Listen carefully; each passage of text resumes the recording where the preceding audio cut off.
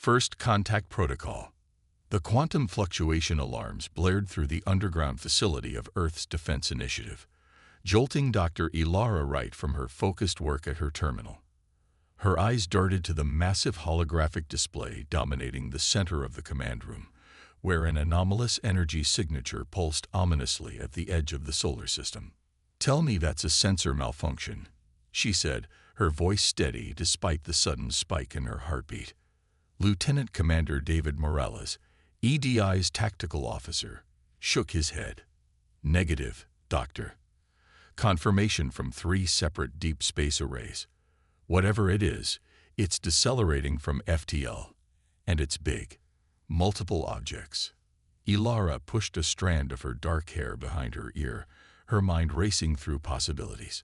She'd spent the last 8 years developing Earth's quantum barrier system, a revolutionary planetary defense mechanism that utilized quantum entanglement to create an adaptive shield around the planet. It had never been tested against anything but simulated threats. "Alert the Security Council," she ordered. "Initiate First Contact Protocol Alpha, and get me real-time telemetry on those objects." Within 30 minutes, the command center had transformed into a hive of controlled chaos. Military personnel rushed between stations as civilian scientists analyzed incoming data. On the main screen, the approaching formation resolved into distinct vessels, 17 of them, arranged in what could only be described as a battle formation. "Composition analysis suggests advanced alloys we've never encountered," reported Dr. Hiroshi Nakamura, head of materials science. "Energy readings indicate propulsion technology at least 2 centuries beyond our current capabilities." General Elena Santos, the stern-faced commander of EDI, entered the room with purposeful strides. "Dr. Wright, what's the status of the quantum barrier?" "Online, and at 98% capacity," Ilara replied, fingers dancing across her console. "The quantum processors are primed, and the adaptive algorithms are running. If they decide to get unfriendly, the shield should respond." "Should?" General Santos raised an eyebrow. "It's never faced actual alien weaponry before," Ilara admitted. "But that's the beauty of the system. It learns. Every attack makes it stronger." "Let's hope your theory holds up in practice," Santos said grimly. "Because they're not slowing down." The alien fleet entered Earth orbit with precision that spoke of advanced navigation systems. For 12 tense hours, they maintained position, scanning the planet while Earth's government scrambled to prepare for whatever came next. The United Earth Security Council convened an emergency session. Military forces worldwide went to highest alert, and civilians in major cities were quietly moved to shelters. In EDI's communication hub, Ilara watched as technicians attempted to establish contact using every conceivable method: radio waves, laser pulses, mathematical sequences, prime numbers, all met with silence. Until they didn't. "Incoming transmission," called Communications Specialist Rivera. "They're broadcasting on all frequencies." The main screen flickered and resolved into the image of a being unlike anything humans had ever seen. Its body appeared to be composed of overlapping crystalline plates that refracted light in hypnotic patterns. Multiple appendages moved with fluid grace around a central core that pulsed with internal light. When it spoke, its translated voice emerged from EDI speakers with mechanical precision. "People of Earth, I am Supreme Commander Zurax of the Arcturus Collective. Your world has been identified as harboring dangerous technological development patterns. Your quantum manipulation capabilities represent a Level 3 threat to galactic stability. Deactivate all quantum systems immediately and prepare for integration assessment. Resistance is inadvisable." The transmission cut off abruptly. "Integration assessment," Lieutenant Commander Morales muttered. "That sounds suspiciously like surrender." Ilara's mind was already racing ahead. "They're afraid of us," she realized. "They wouldn't make demands like that unless they saw our quantum technology as a threat." "Dr. Wright," General Santos interrupted, "the Security Council is requesting your assessment. What capabilities does the Arcturus Collective likely possess if they're concerned about our quantum systems? They're clearly advanced, but their concern is telling, Ilara replied. Quantum manipulation is the gateway to reality engineering. Whoever masters it first gains an insurmountable advantage. We've barely scratched the surface, but our research trajectory might concern a civilization that understands its full implications. Before Santos could respond, alarms blared throughout the facility. Energy spike detected, shouted Tactical Officer Chen. They're powering weapons. Barrier status, demanded Santos. Fully operational, Ilara confirmed, her heart pounding. Let's see what it can do. From the lead ship of the Arcturus fleet, a brilliant beam of concentrated energy lanced toward Earth's atmosphere. The command center fell silent as everyone watched the view screen. The beam struck the invisible quantum barrier, which illuminated in cascading patterns of iridescent light. Instead of penetrating or straining under the assault, the barrier seemed to shimmer, its adaptive algorithms processing and incorporating the alien energy patterns in real time. My God, whispered General Santos, watching beside Ilara. It's working. On the alien flagship, Supreme Commander Zirax's crystalline form dimmed momentarily in what might have been the equivalent of shock as his weapons officer reported the impossible. Commander, the disruptor beam had zero effect. Their barrier appears to be absorbing our energy signature. Barrier strength has actually increased by 14%. Zirax's core pulsed with angry light. Impossible. No Level 2 civilization has ever developed quantum adaptive technology. Prepare the full arsenal. I will not be humiliated by a species that has barely left its atmosphere. Back on Earth, Dr. Wright was analyzing the attack data with growing excitement. The barrier didn't just withstand their weapon, she explained to General Santos and the gathered staff. It incorporated aspects of their energy signature into its own matrix. It's like a vaccine. The barrier was exposed to their weapon technology and developed immunity. Any future attacks using similar energy signatures will be even less effective. Different weapons? Asked Santos. The barrier will need exposure to each new attack type. Ilara nodded, but its learning algorithms now have a baseline understanding of their technology. Adaptation should happen faster with each new weapon. So we should let them shoot at us? Asked Morales incredulously. Within reason, Ilara acknowledged with a thin smile. Each attack makes us stronger, provided the initial hit doesn't overwhelm the barrier's capacity. Outside, the alien fleet began to move in coordinated patterns, weapon systems coming online across all 17 vessels. They're not retreating, Morales reported grimly. Looks like they're planning something bigger. Ilara watched the tactical display, calculations running through her mind. They don't understand what they're dealing with yet, she said quietly. Let's hope they figure it out before this escalates further. In the void of space, the Arcturus Collective's fleet began to move with predatory precision. But what they didn't realize was that their prey was far from vulnerable. It was evolving, adapting, becoming something the galaxy had never seen before. Supreme Commander Zirax convened his tactical advisors, their crystalline forms glimmering in the command chamber's subdued lighting. These humans have one defensive technology that surprised us, he admitted reluctantly, but they are still confined to a single planet.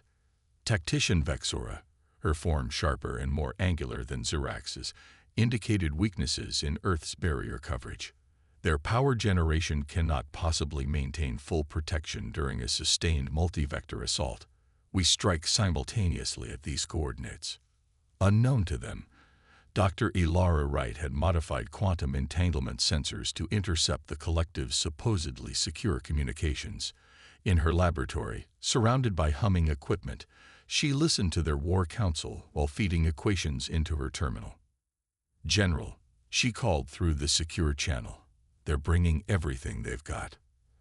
As the Arcturus fleet deployed in attack formation around Earth, the United Earth Defense Council debated strategy. Admiral Chang argued for attempting to develop offensive capabilities, while Ambassador Nkosi advocated for continued diplomatic outreach. Ilara, invited to advise, interrupted their debate. We can do both. While we attempt communication, we continue to let the barrier learn.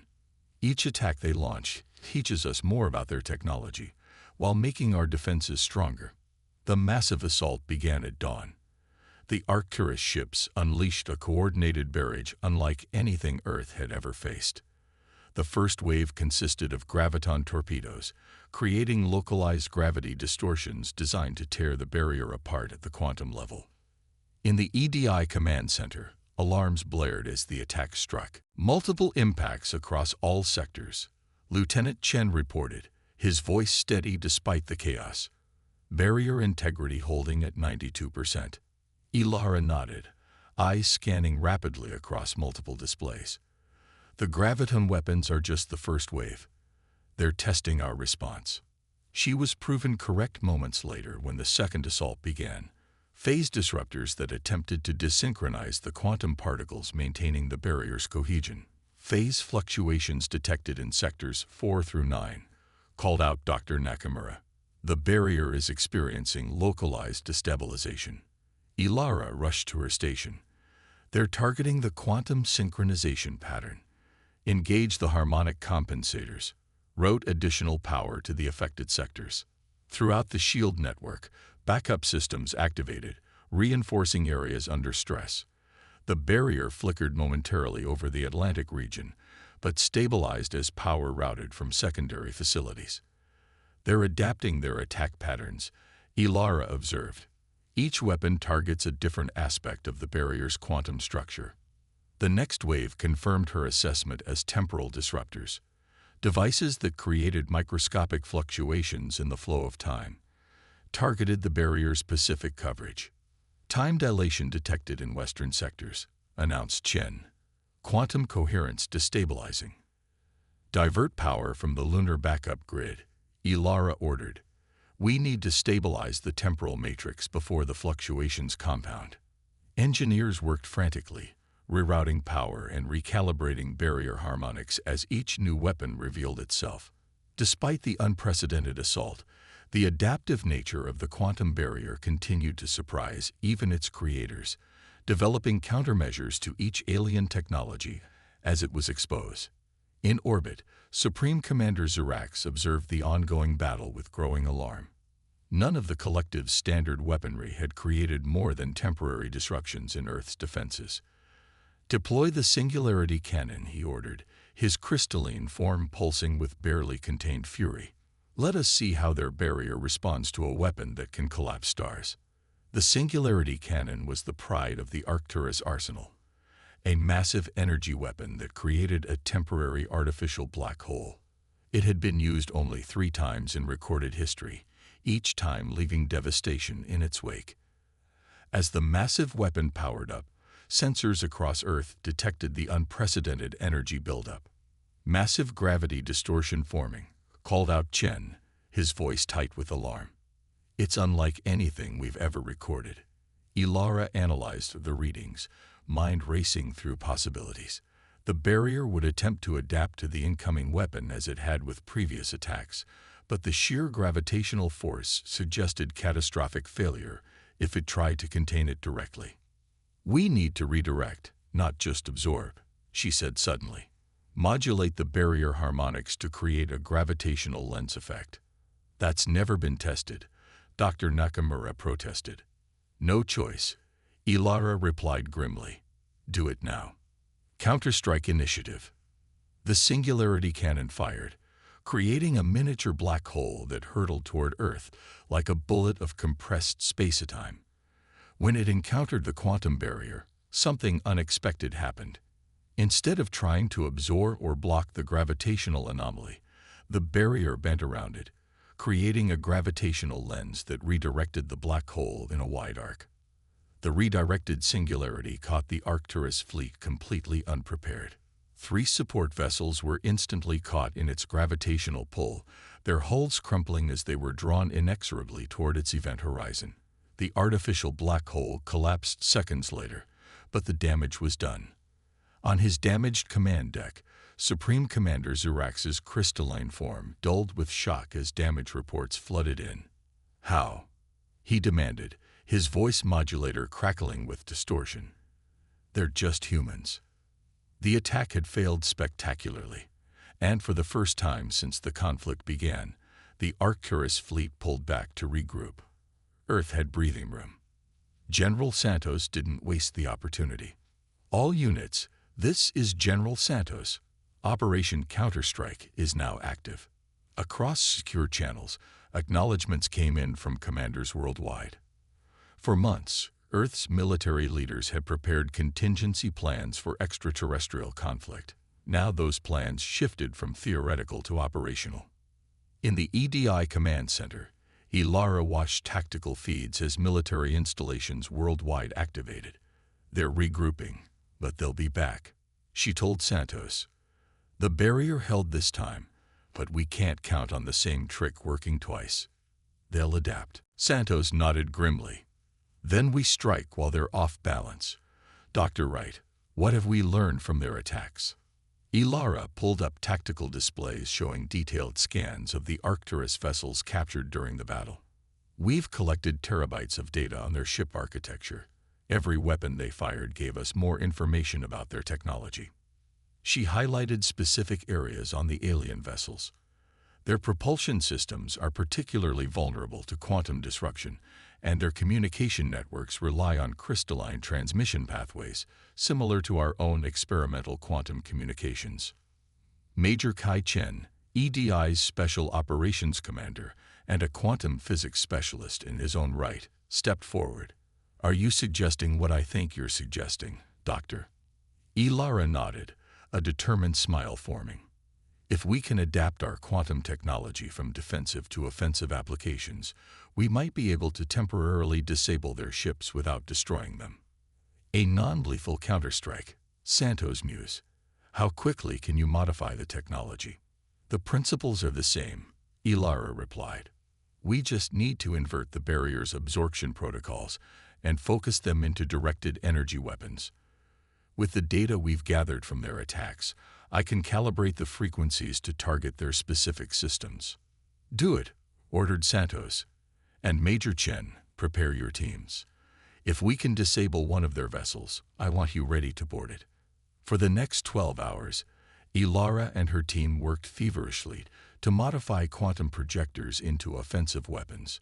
Using the barrier's adaptive algorithms, they created focused quantum disruption beams calibrated to the specific frequencies used by the Arcturus technology. Meanwhile, hidden facilities around the world activated, revealing Earth's best-kept secret: a small fleet of experimental spacecraft incorporating the same quantum technology as the planetary barrier. Only 12 vessels strong, these ships had been designed for deep space exploration, but were quickly repurposed for defense. As the Arcturus fleet regrouped and prepared for a second assault, Earth launched its counterstrike. The 12 Earth vessels, using quantum jumping technology reverse-engineered from studying the alien propulsion signatures, appeared behind the Arcturus formation. Captain Sofia Rodriguez, commanding the Earth flagship Defiance, gave the order with steady resolve. "All ships, deploy quantum disruptors. Target propulsion and weapon systems only." The quantum weapons fired invisible beams of disrupted space-time that interfered with the crystalline technology of the Arcturus vessels. Ship after ship went dark, their systems disabled by targeted quantum interference. Major Chen's boarding teams, equipped with specialized gear designed to interact with alien technology, breached the disabled command vessel. Instead of the violent resistance they expected, they found confusion and division among the crew. A crystalline being, smaller and with bluer refractions than the others, approached Chen with what appeared to be a gesture of non-aggression. "I am Sub-Commander Lumina," it said through a translator. "Not all of us supported this conflict." Under intense questioning in a secured area of the EDI facility, Lumina revealed the truth behind the Arcturus collective's hostility. Many warned against this aggression. The alien explained, light patterns shifting across its crystalline surface. Xerax pushed for invasion against significant opposition from the Collective Council. "Why?" demanded General Santos. "What threat could we possibly pose to an interstellar civilization?" "Potential," Lumina replied simply. "Your quantum technology achievements in mere decades took my people millennia. The Collective fears what you might become. Some, like Xerax, believe preemptive subjugation is necessary. Others, like my faction, advocate observation and eventual peaceful contact." Ilara leaned forward. "Your people understand quantum manipulation better than we do. You must realize our barrier technology isn't designed for aggression." "I do," Lumina acknowledged. "But fear is not rational, even among crystalline consciousness. Your barrier technology represents the first step toward capabilities that could fundamentally alter the power balance of the galaxy." The revelation sparked intense debate among Earth's leadership. While the disabled Arcturus fleet posed no immediate threat, the knowledge that Earth had drawn the attention of a much larger galactic community changed everything. Ambassador Mkosi seized the diplomatic opportunity. With Lumina's assistance, she established contact with the moderate faction within the Arcturus Collective, opening negotiations while Earth's ships maintained their defensive posture. But Supreme Commander Xerax wasn't finished. Having transferred to an undamaged vessel, he rallied the remaining functional ships for one final desperate assault. "The humans cannot be allowed to develop further," he declared to his loyal followers. "If we fail here, the Collective's dominance is finished." The final battle erupted in Earth's orbit, with Xerax's loyalists launching a suicidal charge against the planet's defenses. This time, Earth was ready. The quantum barrier, now incorporating all the attack patterns it had absorbed, created a nearly impenetrable defense.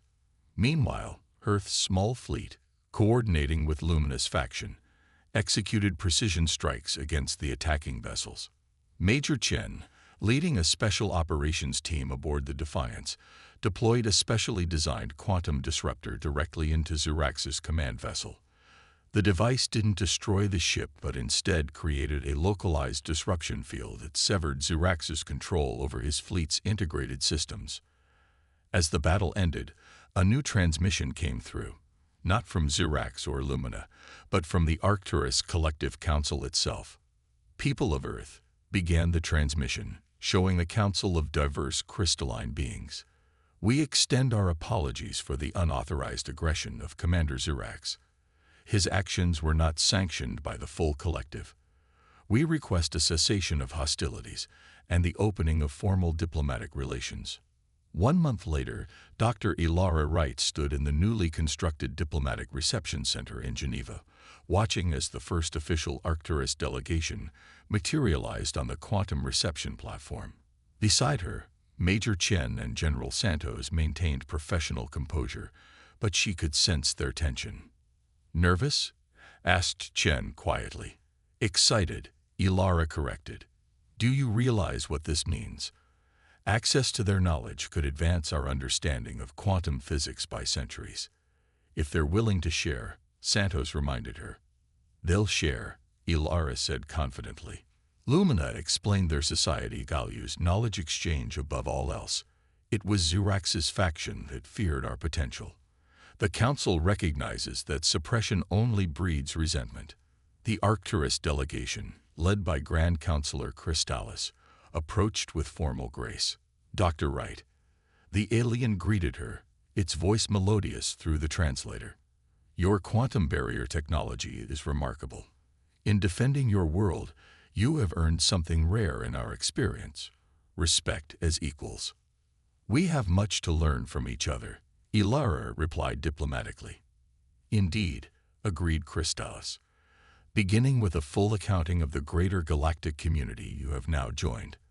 There are wonders beyond your imagination, and dangers far worse than our misguided assault." As the formal reception began, Ilara caught Chen's eye across the room. They shared a knowing look. Earth's first major interstellar crisis had been averted, but the real challenge of finding humanity's place among the stars was just beginning. Thanks to the quantum barrier that had started as a defensive measure, humanity had not just survived first contact, but emerged stronger and with a new ally. The Quantum Sentinel had done more than shield Earth. It had announced humanity's arrival on the galactic stage.